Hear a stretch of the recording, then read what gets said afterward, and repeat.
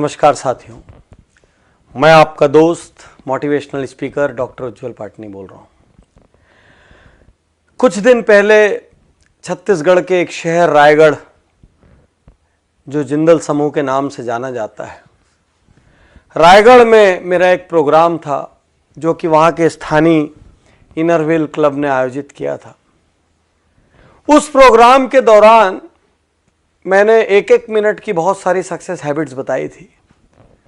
तो उसमें एक ऑडियंस लास्ट के क्वेश्चन आंसर सेशन में खड़ी हुई, महिला थी, लगभग 50 के आसपास की एज होगी।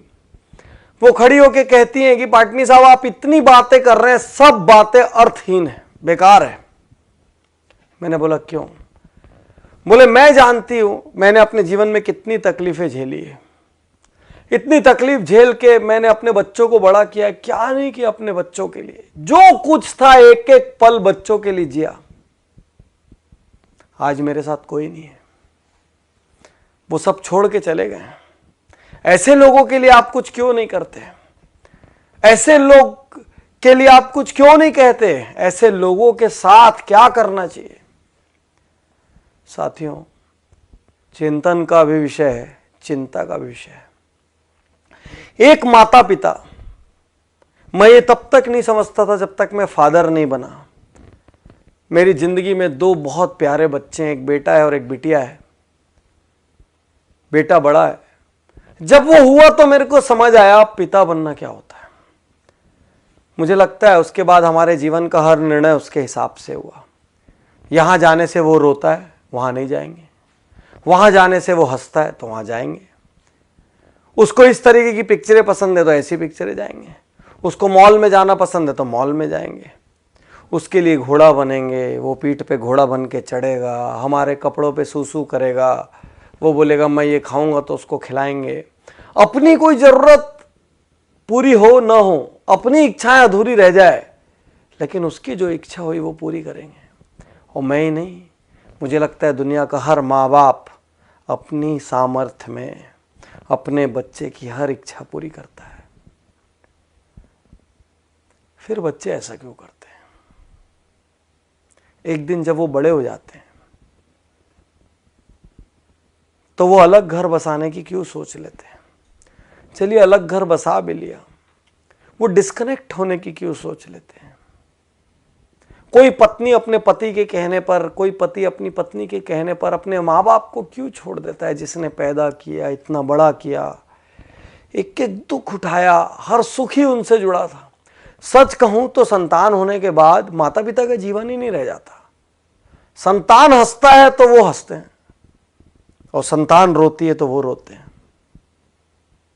फिर बच्चे ऐसा क्यों करते हैं? एक पिता रात को बिस्तर पर लेटे हुए थे। उनका युवा बेटा, जो कि कहीं नई नई जॉब पर लगा था, वो अपने टेबल पर काम कर रहा था।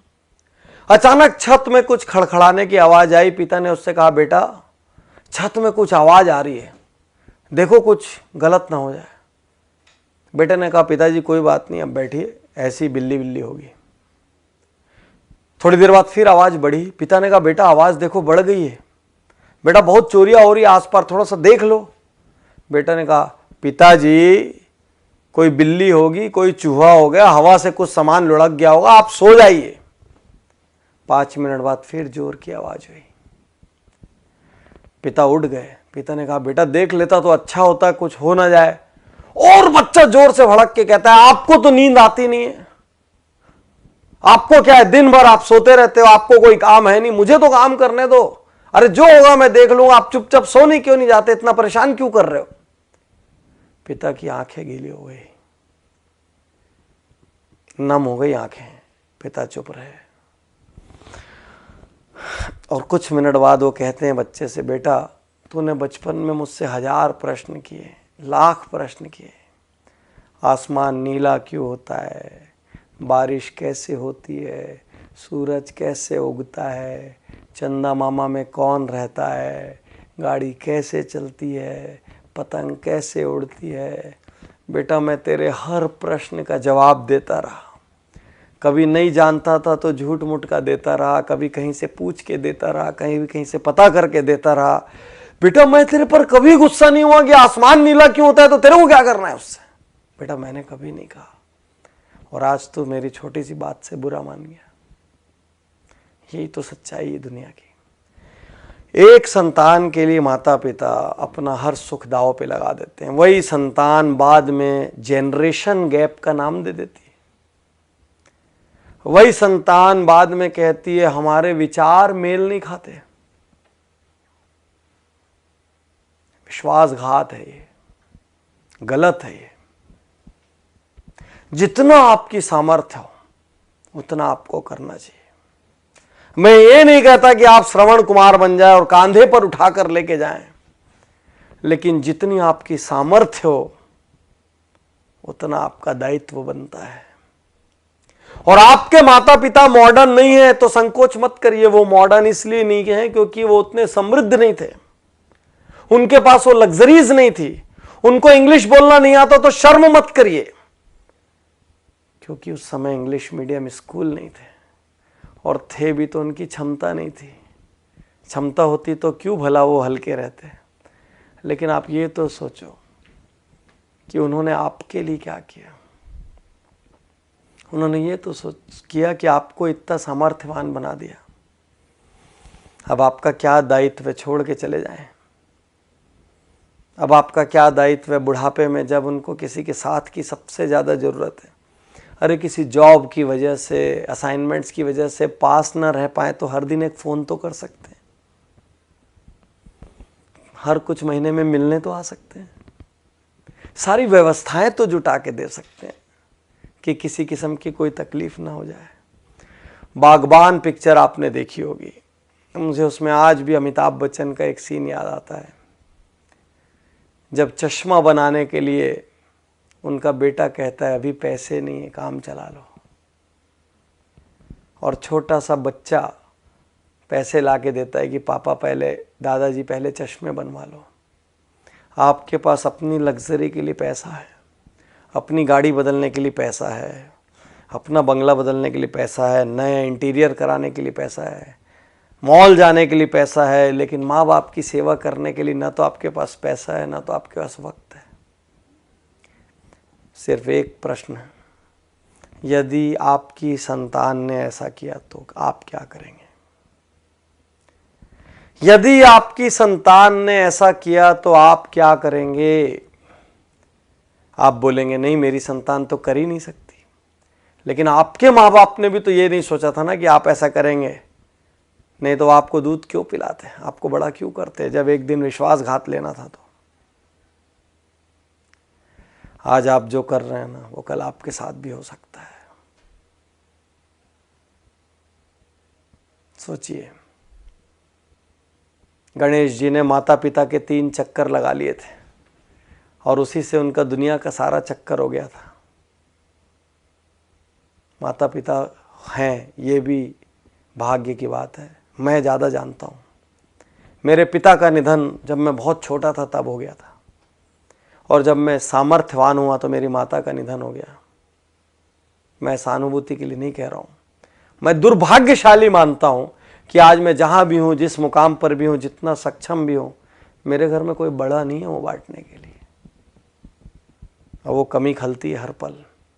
आज आपके पास है तो ग्रांटेड मत लीजिए।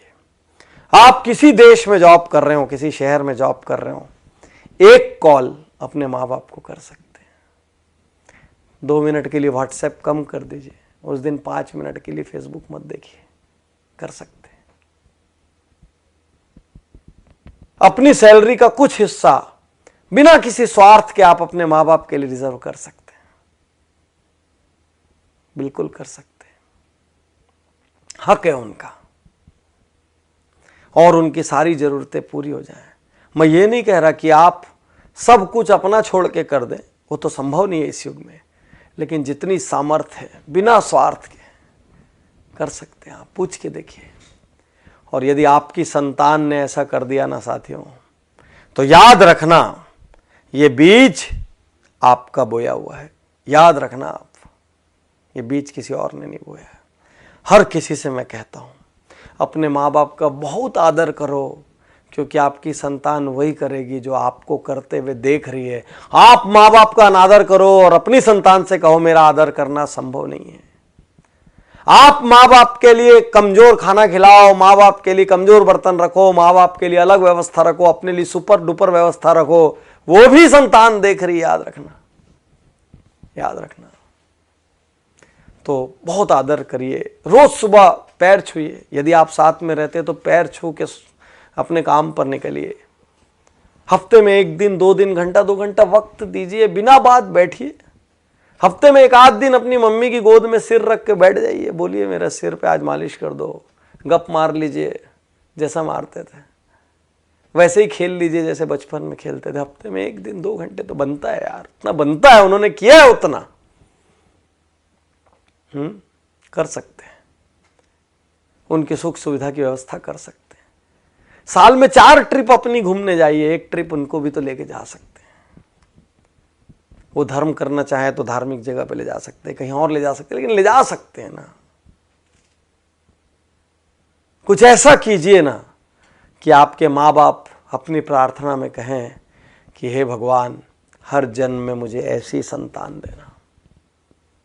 और आपकी संतान आपको देखकर कहे कि मेरे पापा मेरी मम्मी, मेरे पापा अपने माता पिता का, मेरी मम्मी अपने सास ससुर का जिस तरीके से आदर सम्मान करती है, मैं भी वही करूं। यही तो संस्कार है।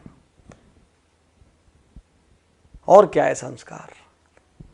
जिसने आपको पैदा किया, जिसने अपनी पूरी जिंदगी होम कर दी आपके लिए, आप उसके नहीं हुए तो फिर आप किसके हो गए? तो साथियों, अब तक जो हुआ सो हुआ, कहीं कमी छूटी गोली मारो, भूल जाओ, आज से शुरू कर सकते हैं।